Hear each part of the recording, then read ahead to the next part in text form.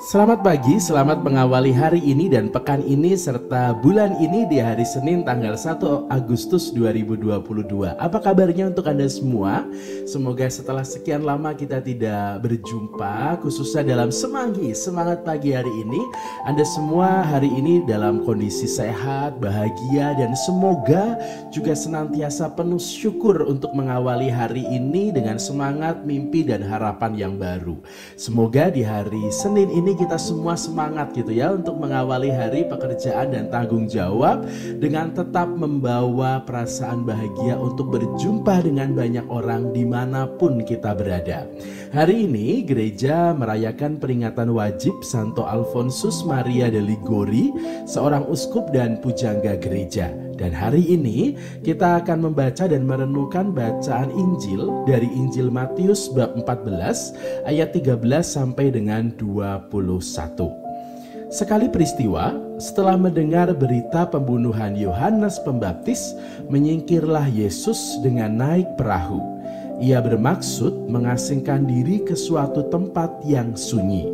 Tetapi orang banyak mendengarnya dan mengikuti dia dengan mengambil jalan darat dari kota-kota mereka. Ketika Yesus mendarat, ia melihat orang banyak yang besar jumlahnya.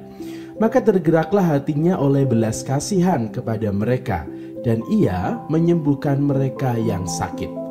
Menjelang malam, para murid Yesus datang kepadanya dan berkata, "Tempat ini sunyi dan hari sudah mulai malam.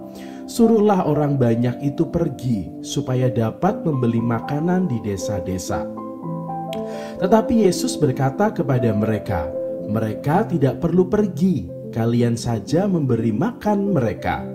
Jawab mereka, "Pada kami hanya ada 5 buah roti dan 2 ekor ikan." Yesus berkata, "Bawalah kemari." Lalu disuruhnya orang banyak itu duduk di rumput. Setelah itu ia mengambil ke-5 buah roti dan 2 ekor ikan itu. Sambil menengadah ke langit diucapkannya doa berkat.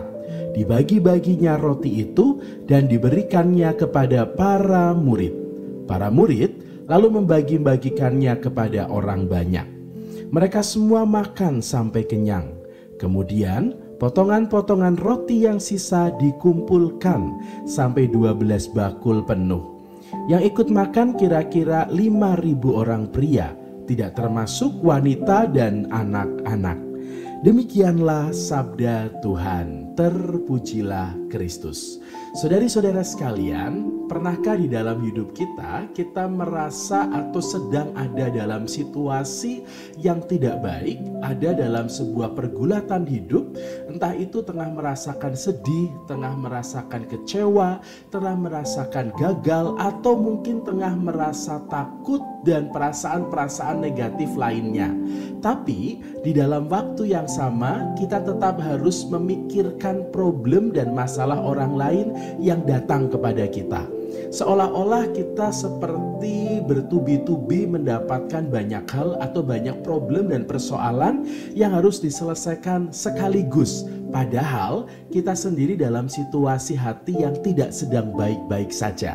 Mungkin kita sedang merasa takut, khawatir, sedih, atau mungkin juga perasaan kecewa, bimbang, dan lain sebagainya. Tapi di dalam situasi yang sama kita tetap harus menghadapi persoalan, tugas, tanggung jawab, pekerjaan, dan lain sebagainya yang kerap kali berhubungan dengan kebutuhan dan juga banyak orang yang ada di sekitar kita.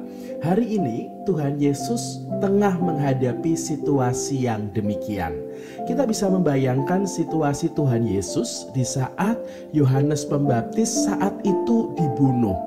Yesus tahu bahwa dia punya kedekatan dengan Yohanes Pembaptis, dan dia juga tahu bahwa orang banyak berpikir hal yang sama. Maka di saat Yohanes Pembaptis ini dibunuh, mungkin di dalam hati Yesus ada perasaan sedih.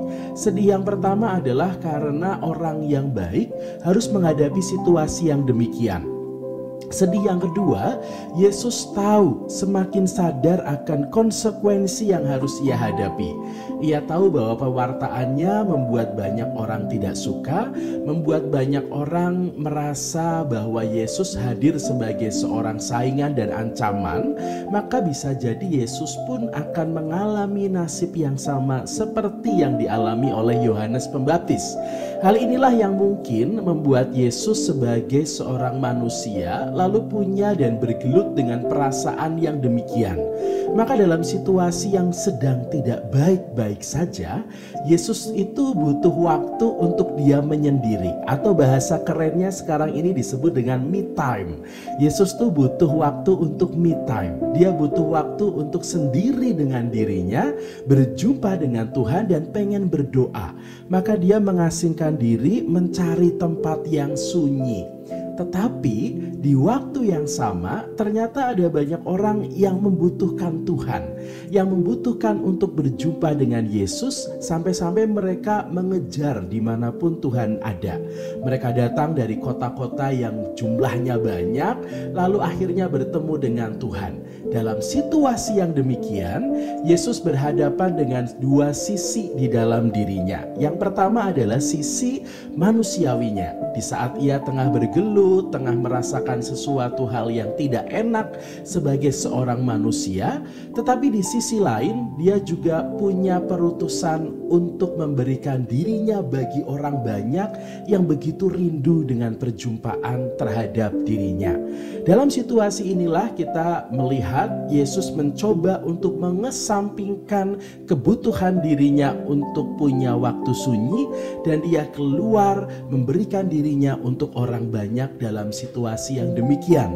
Yesus berjumpa dengan orang banyak dengan berbagai macam problem dan masalah yang mereka bawa. Ada banyak orang yang mungkin butuh pertolongan untuk disembuhkan. Ada banyak orang yang mungkin butuh nasihat untuk bisa kembali punya semangat.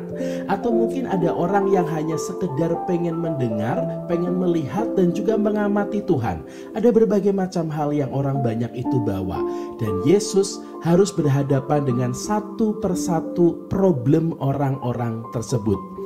Ditambah lagi, sesudah Yesus berjumpa dengan banyak problem, dia harus bertemu dengan situasi di saat hari semakin malam. Orang-orang banyak butuh makan, dan para murid yang seharusnya membantu Tuhan justru membawa problem baru, yaitu mereka bertanya bagaimana cara memberi makan kepada orang banyak ini.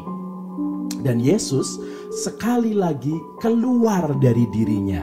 Dia memberikan dirinya, memberikan solusi di dalam situasinya yang tengah tidak baik-baik saja.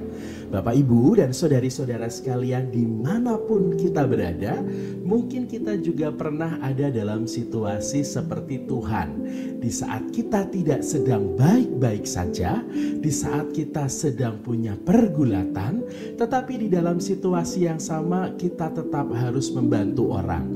Kita tetap harus bisa berkarya, tetap harus bisa bekerja. Mungkin ekstrimnya di dalam kesedihan kita tetap harus tersenyum.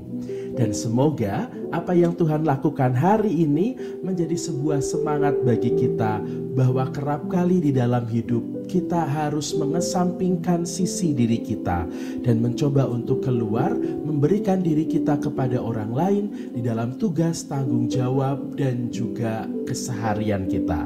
Dan jangan sampai orang lain menjadi pelampiasan atas apa yang tengah kita rasakan. Jangan sampai orang-orang yang ada di sekitar kita menjadi luapan emosi atas perasaan-perasaan negatif yang tengah kita rasakan. Dan jangan sampai orang yang kita cintai justru menjadi sasaran dari emosi negatif yang tengah ada di dalam diri kita. Saudari-saudara sekalian, Tuhan memberkati kita, memberikan hati kepada kita, tapi juga Tuhan memberikan hati itu untuk mau memberi. Tidak hanya sekedar untuk kita rasakan, lalu kita luapkan emosinya.